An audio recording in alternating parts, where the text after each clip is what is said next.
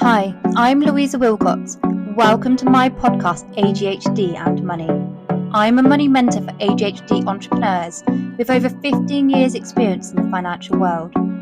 Having ADHD myself, I know how hard it can be to not only navigate this crazy entrepreneurial world, but also the challenges ADHD entrepreneurs have with managing money too. I know. You're probably thinking I'm terrible with money. I spend far too much. I'm just feeling out of control. I get told these things all the time. I promise you, you're not alone. But it doesn't need to be this way. This is my area of expertise. I've already helped countless ADHD entrepreneurs take control of their money, and I'm going to be spilling the secrets on how you too can do this. So let's get started, shall we? Welcome to another episode of ADHD and Money, where we break down the complexities of finance, business, and everything in between. Today, I want to dive into a topic that many of us find overwhelming: personal finance.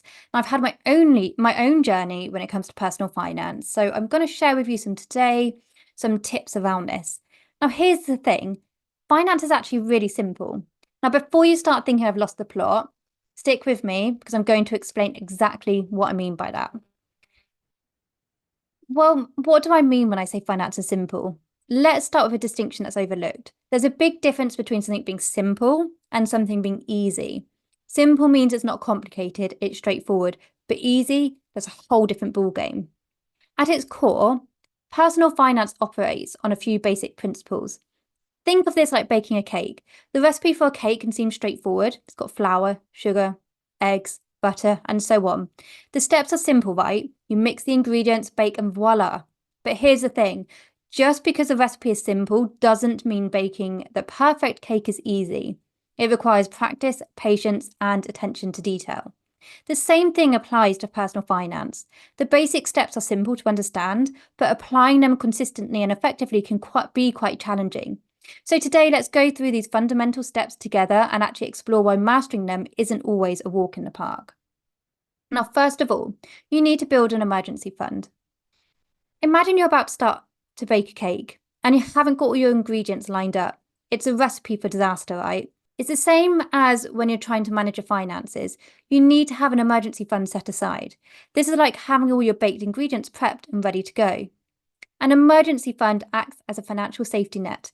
It's money set aside for unexpected situations like losing a job, a sudden car needing repairing, or any other unplanned expenses. Now, how much should you actually aim for? A good rule of thumb is to save 3 to 6 months worth of living expenses. If you're particularly risk averse or have a fluctuating income, you might want to aim for 12 months. The key is to have this money in an easy access, high interest account, savings account that is, so that is there when you need it. And a word on an emergency fund: it does take time to build this up. It's not an overnight process, so don't lose faith, keep going and keep persevering. And it is okay if you have to dip into it. That's the whole point of it. Now, step 2, pay off high interest debt. Think of high interest debt as a cake recipe gone wrong. It's the kind of thing that can spoil your financial well-being. High interest debt isn't like an overcooked cake that's burned at the edges and ruined in the middle, and none of us want that because that's just disgusting. This includes credit cards, payday loans with interest rates generally above 6 to 8%. Now, it's really crucial to tackle this debt aggressively because the interest on this kind of debt can accumulate or build up quickly, eating away at your financial health. Now, generally, a mortgage isn't included in this because, unlike a mortgage, which tends to have lower interest rates and it's often considered more manageable, high interest debt can feel like a never-ending cycle if it's not addressed promptly. Step 3, you need to be saving and investing for your future. Just like baking requires different ingredients for different cakes, saving for the future requires lots of different parts. So this could start with something as simple as a regular savings account, but for long-term goals like retirement or major purchases, investing is key. Investing involves putting your money into assets like stocks, bonds, or real estate with the expectation that they will grow over time. You need to be patient with this. It's a bit like choosing between different cake flavors and baking techniques to find out what suits you best. The idea is to balance risk and reward. Stocks can offer high returns, but they do come with higher risk, while bonds are generally safer but with lower returns. Now, you can have a look, you can choose these different options in your banks, online. You don't have to stick with where your main bank account is either, but make sure you do your research. The mix you choose should align with your risk tolerance and your time horizon. So, for example, if you've got 20 or 30 years where you can put this money aside, the compounding is going to be on your side because you're going to get more return for your money. Now, remember, investing is about the long game. Compounding returns over time does significantly boost your wealth. So start early and stay consistent. Step 4, budgeting and tracking expenses. Think of budgeting like following a detailed cake recipe. Now, I prefer to call it a conscious spending plan. It might seem a bit tedious at first, but it's really important to get the results you want.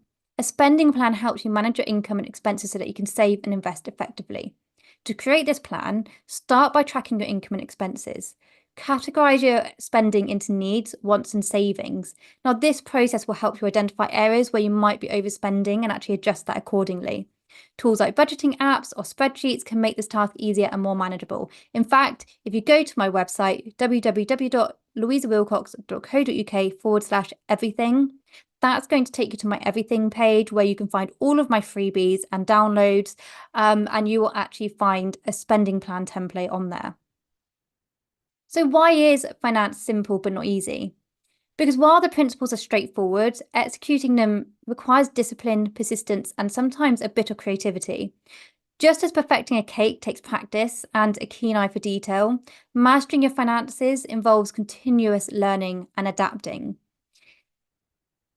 The basic principles of finances, such as building an emergency fund, paying off high interest debt, savings and investing for the future, and creating a spending plan, are simple. But the challenges come in applying them consistently and effectively. But don't be discouraged. If it feels overwhelming at times, this is normal. Progress takes time, and every step you take towards a better financial management now is a step in the right direction.